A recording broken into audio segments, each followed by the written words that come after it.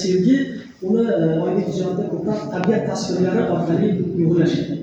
Ya'ni biz Hamid Olimjon oydek she'rlarini ko'rganimizda buni o'sha yurtga, xalqiga bo'lgan aynan muhabbati tabiat tasvirlaridan uyg'unlashgan. Misol uchun O'zbekiston she'rida bir o'lkaki tuprog'ida oltin gullaydi, bir o'lkaki sal bo'lmasa quyosh so'nmaydi, qishlarda shivirlar bahor degan satrlarni o'zida og'izli dunyoni og'izli ko'rish vatanga bo'lgan bir muhabbatni ko'rishimiz mumkin bo'ladi. Boya ustozlarning aytib o'tdilarki, oydek she'rlarni daraga chiqib, maysaga yonboshlab o'qimoq kerak degan bir mazmunda.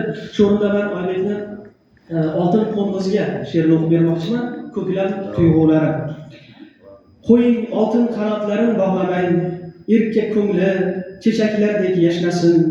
Tutqunlikda uning qalbin dog'lamang, bo'stonlarda biroz kulib yayrasin.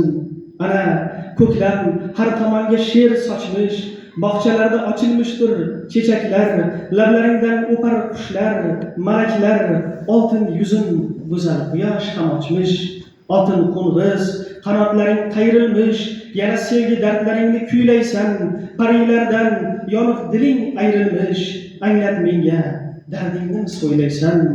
Oyog'ingga ip taqilmish, kel uzay, senda biroz yaproqlarda kul, yayra erkinlikning yo'llarini kel tuzay, ruhim sen uchun nag'machal, men bir sayray.